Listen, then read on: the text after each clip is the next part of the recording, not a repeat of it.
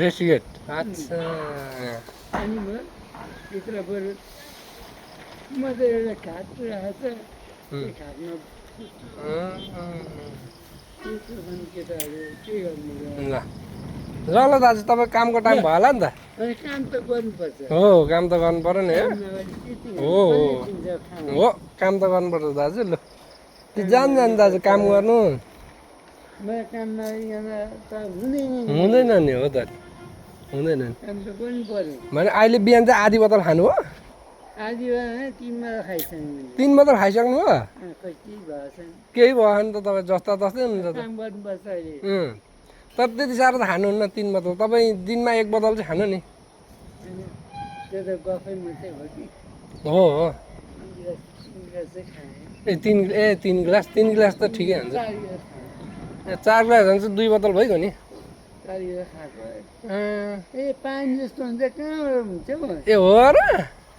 special रक्सी कोदाको भने एकै गिलासमा काम हो त काम पुग्थ्यो भनेपछि त्यो त त्यहाँ पानी मिसाएर छ नि कहाँ खानु भयो तपाईँले पानी मिसाएर त्यो रमलाकोमा पत्ताको उसकामा पलङ्कामा खाँदै खाँदै अक्बले किन्छ ला ए किनिदिने मान्छे पनि छ त्यहाँ मिठा ओहो साह्रै राम्रो रहेछ नि हौ दाजुलाई त के भनेर सबै खानु हुँदैन धेर खायो भने त छिटो मरिन्छ धेर खानु हुँदैन थोरै थोरै खानुपर्छ त्यो त होइन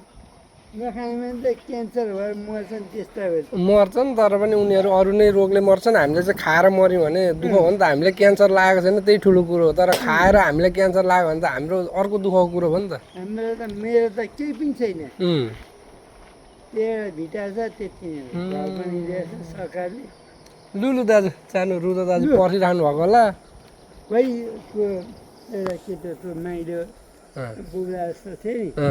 हो त्यसलाई लिएर आउनु भनेर भने चाहिँ जानुपर्छ है भन्दै थियो ए जानु पर्यो ए हस् दाजु दिमागमा कस्तो खोइ चप्पल चप्पलमा भित्र राखेको अब निकाल्न पाइन्छ रक्सी खा ठाउँ छोडेको छैन नि रक्सी खा ठाउँ छोडेको छैन नि ए ल हुन्छ दाजु हुन्छ ल जानु ल हस् दाजु हस्